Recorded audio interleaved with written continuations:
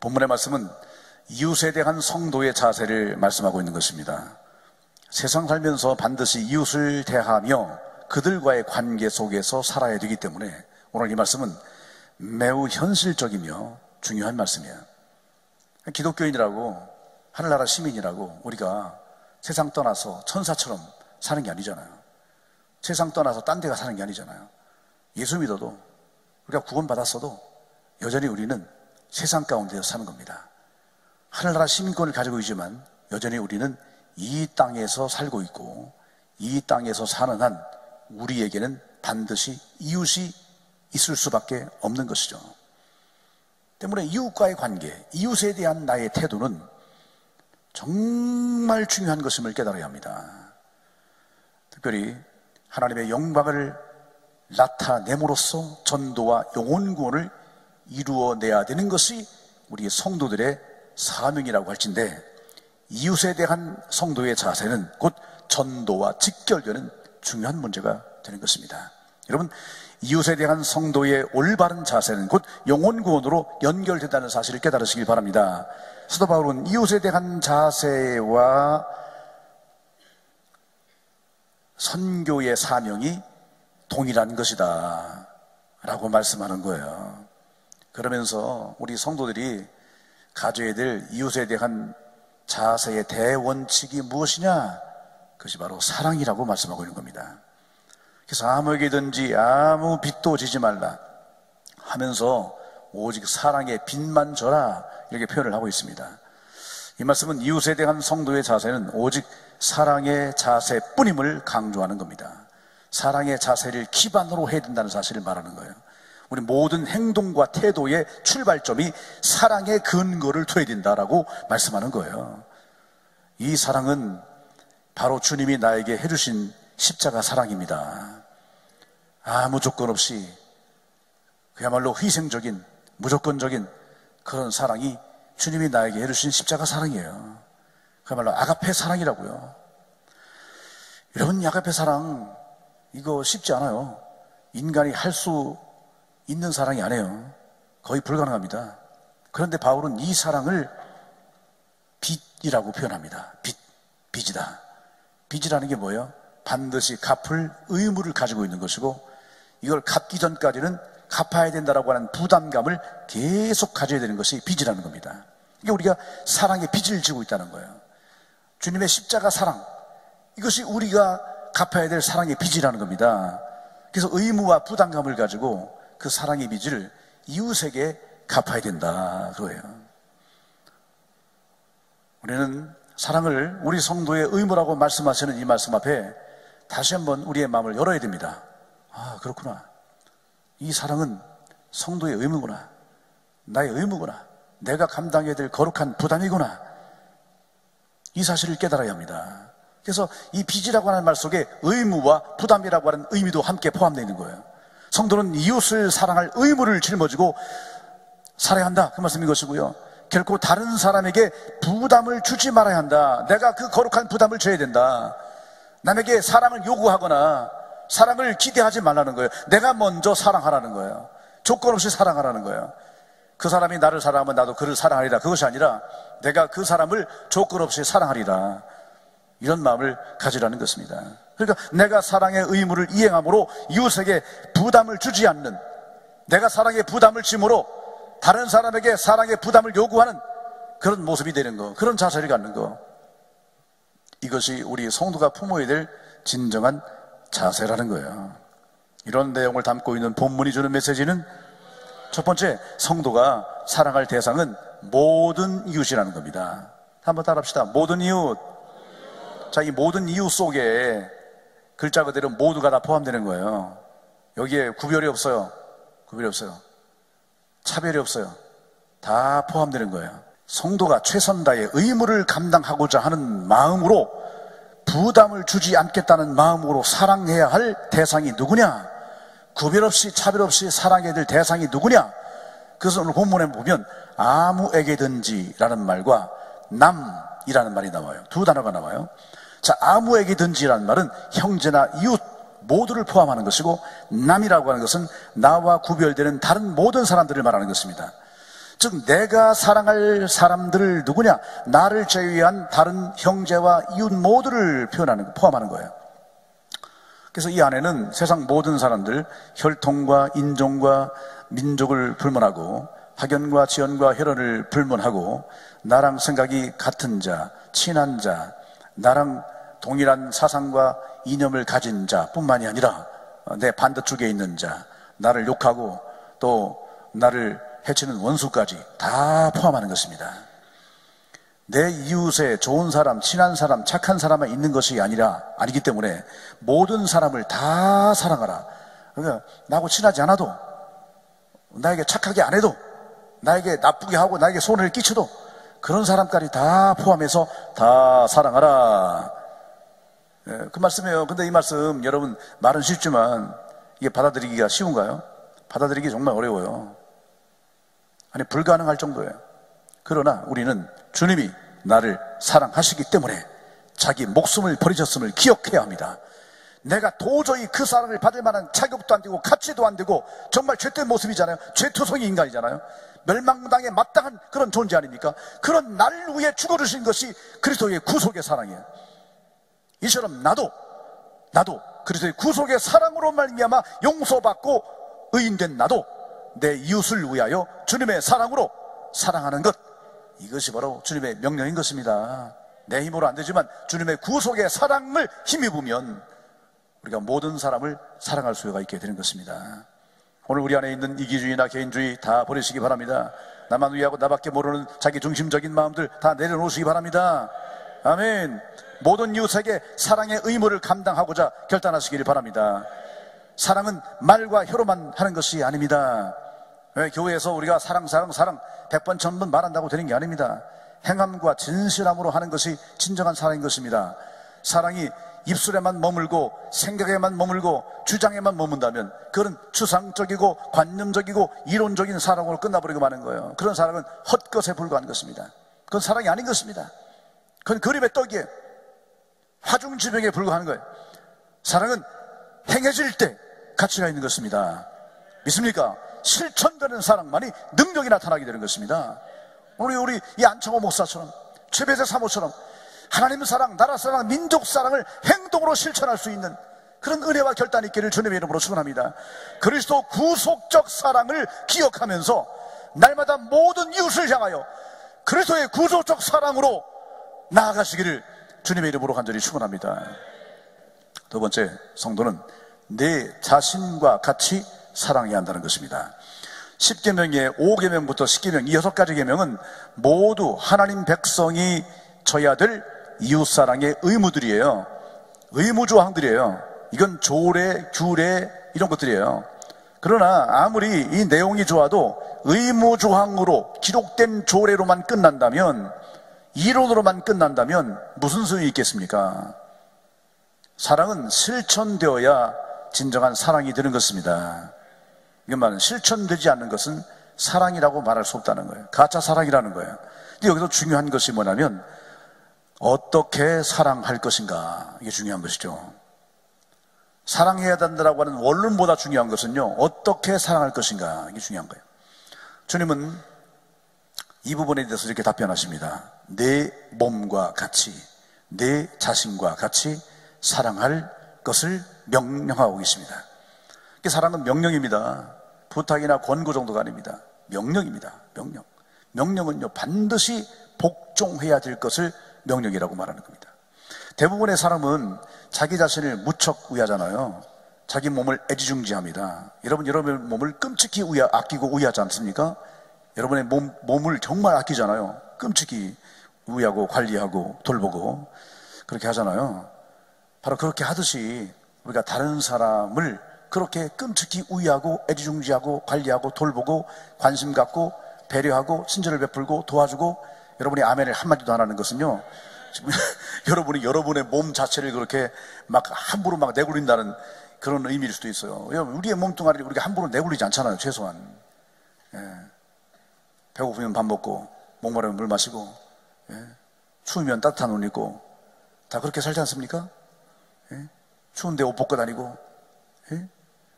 여러분 아내를 정말 사랑한다면 그게 말로만 사랑, 사랑, 사랑, 내 사랑, 이리 보아도 내 사랑, 저리 봐도 내 사랑, 이게 말로만 해서 되는 게 아니고요.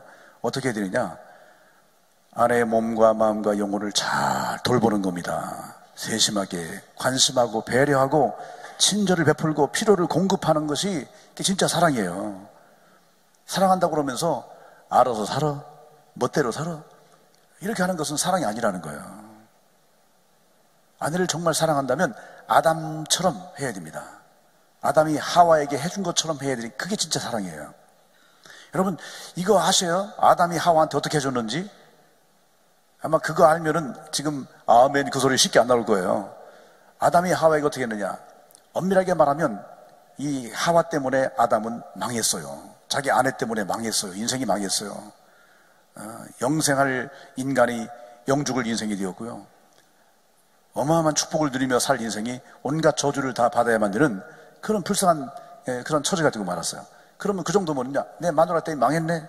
그러면 아내를 사랑할 수 있겠습니까? 미운 마음이 들지. 근데 아담은 그러질 않았어요.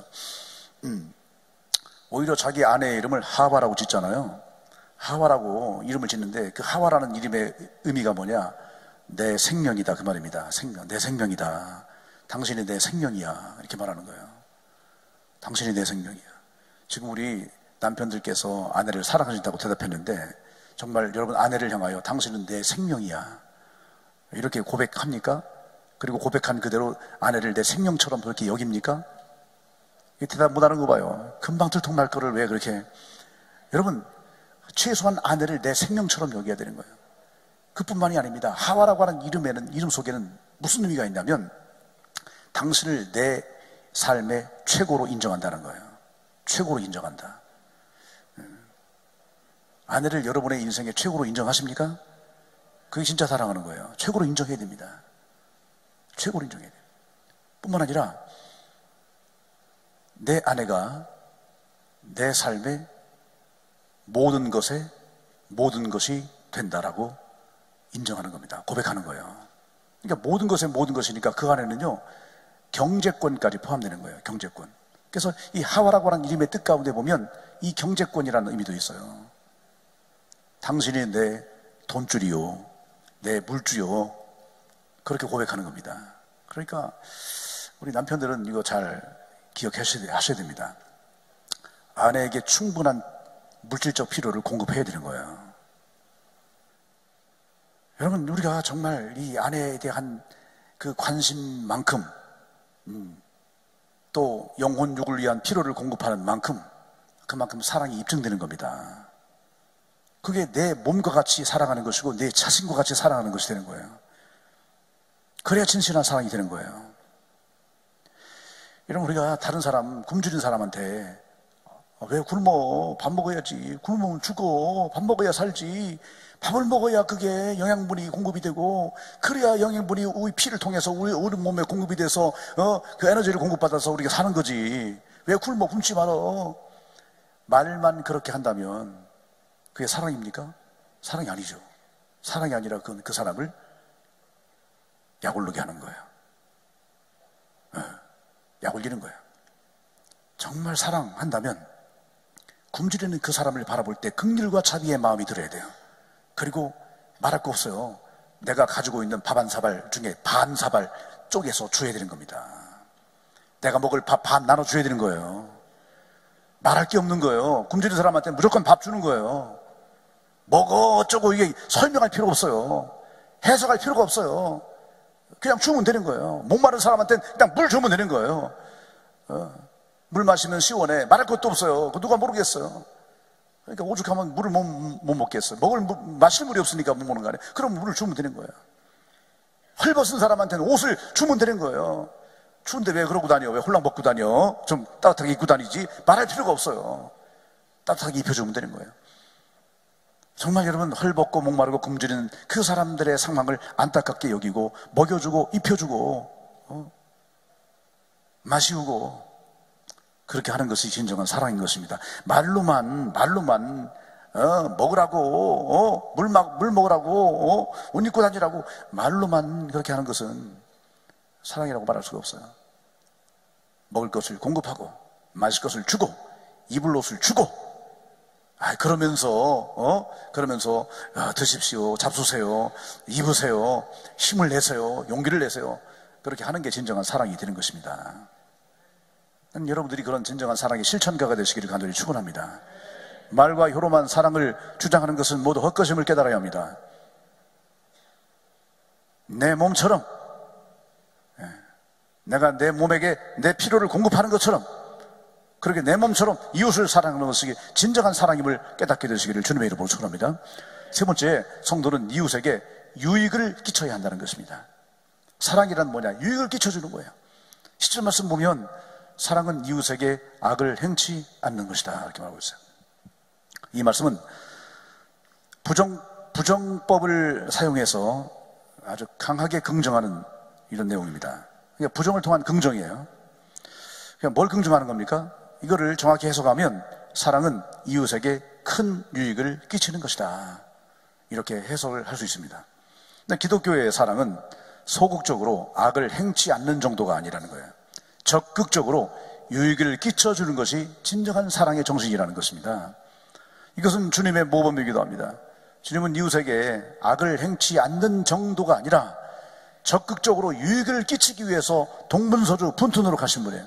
주님은 수가성의 여인에게도 당시의 관습과 문화를 뛰어넘어서 간습 문화대로라면 그냥 여인이 다가오면 도망치셔야 돼요. 그 자리를 떠야 돼요. 한 공간에 여인과 함께 있으면 안 돼요, 유대 관습에 의하면. 더군다나 그 여인에게 눈길을 주고 말을 걸었다? 이거는 큰일 나는 겁니다. 그런데 주님은 그렇게 소극적인 태도를 일관하지 않았습니다. 적극적인 태도로 말을 건네시고 영적인 진리를 가르쳐 주시고 구원의 길로 이끌어 주셨습니다.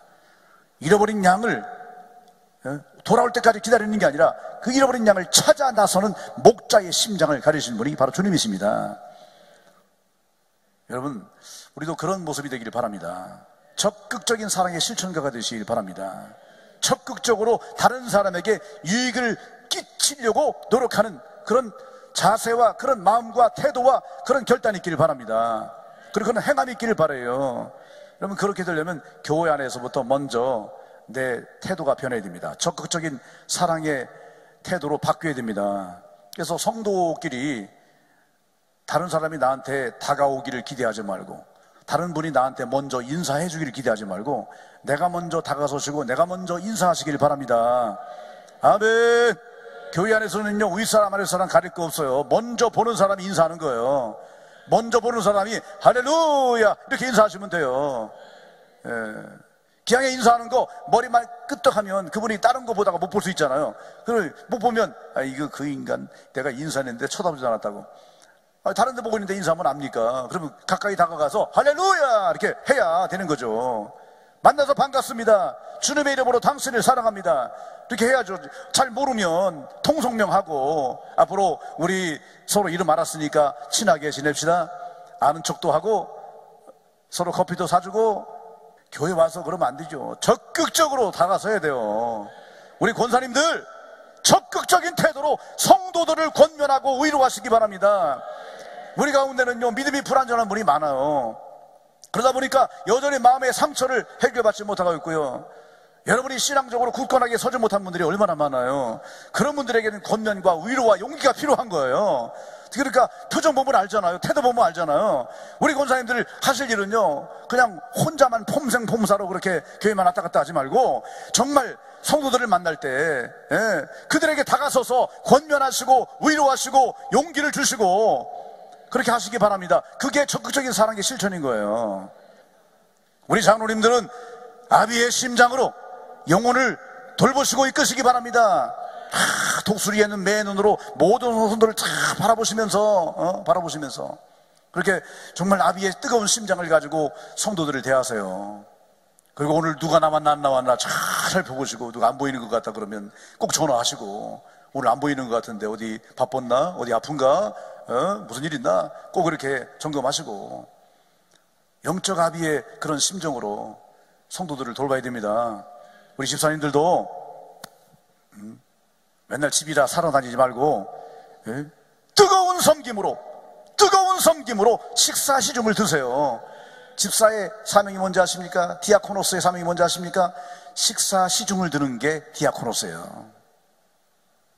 식사 시중 들 수 있잖아요. 밥 먹고 바로 집으로 가지 마시고 식당으로 내려가셔서 거기 어르신들, 또 우리 어린아이들, 우리가 돌봄이 필요한 분들이 많잖아요. 그분들에게 여기 앉아 계세요, 제가 식사 시중을 들겠나이다 하고서 딱 식사 가지고 와서 딱 드리고, 식사 다 하시고 나면은 그릇 딱 갖다가 탁 이렇게 치워주시고, 이런 식사 시중을 드는 그런 뜨거운 섬김이 우리 집사님들에게 반드시 필요한 거예요. 집사가 그런 집사지 집사로 다니는 집사가 아니에요. 온 성도가 교회 안에서부터 적극적인 태도로 사랑을 실천해야 할 줄로 믿습니다. 그럴 때 교회가 달라지는 거예요. 여러분, 절대 여러분의 입술로 교회 와가지고 이놈의 교회는 냉랭하네 그렇게 말하지 마세요. 교회가 누굽니까? 그리스도의 몸이에요. 교회의 머리가 누굽니까? 그리스도 예수님이세요. 때문에 이놈의 교회 그러면 예수님한테 이놈 그러는 거예요. 어떤 그렇게 불경하게 그렇게 할 수 있겠어요? 정말 잘못된 태도에 우리가 함부로 교회에 대해서 비판하고 교회를 부정하거나 교회에 대해서 왜곡된 말을 할 수가 없는 거예요. 왜냐하면 교회는 그리스도 몸이기 때문에 그 주님을 부정하는 것이고 주님을 왜곡시키는 것과 동일한 거예요. 어떤 경우라도, 어떤 교회에 대해서라도 여러분들은 절대로 부정적으로 비판하거나 또는 왜곡하지 않기를 바라겠습니다. 교회 와가지고 말이요, 이놈긴 왜 이래, 그러지 말아요. 교회 안에서는요, 내가 뭔가 부족함을 느끼잖아요. 그러면 아하, 주님께서 나에게 이것을 발견하게 하신 것은 나보고 이 부족을 채우려고 하는 거구나. 만약 여러분 가운데 교회가 냉랭하다라고 느껴졌다면, 이 교회가 따뜻해지도록, 온기가 돌도록 그 사명 감당하라고 하나님이 나에게 그거를 깨닫게 하셨구나. 그거를 여러분이 아셔야 되는 거예요. 요즘은 우리 성도들 가운데 저한테 와가지고 목사님 교회 이거 좀 했으면 좋겠어요, 그렇게 말하는 분이 한 분도 없어서 감사해요. 왜 그러냐면 그분, 제가 그랬거든요. 그동안 그분이 누가 와서 이거 좀 이렇게 했으면 좋겠는데요, 그러면요, 당신이야, 당신이 하나님이 당신에게 보여주신 거야. 당신이 그 사명 감당해야 돼. 이거 했으면 좋겠어, 저기 했으면 좋겠어 말하지 말고 당신이 그걸 해. 그랬더니요, 소문 나가지고 저한테 와서 아무도 이제 다시 얘기하잖아요. 맞잖아요. 그걸 보게 하시고 발견하게 하시고 느끼게 하시고 깨닫게 하신 분이 성령이신데요, 왜 그걸 알게 하셨을까요? 나보고 그거 하라고 알게 하신 거예요. 여러분이 그런 태도로 임하시기 바랍니다. 우리 항상 성령의 깨닫게 하심과 인도하심과 성령의 음성을 순종하는 자가 되어야 되는 겁니다. 교회 와서 냉랭함을 느꼈다면 내가 그 사랑의 온기를 돌게 하는 사명을 감당해야 되겠구나. 적극적인 태도로 나서야 되는 거예요. 교회 안에서 적극적인 사랑을 실천하는 자가 되시기를 주님의 이름으로 축원합니다. 그래서 사랑이 넘치고 배려가 가득하고 친절이 풍성한 교회가 될 수 있도록 여러분 각자가 노력해 나가시기를 부탁을 드려요. 아멘. 유익이란 남을 기쁘게 하고 선하게 하고 복되게 하는 것입니다.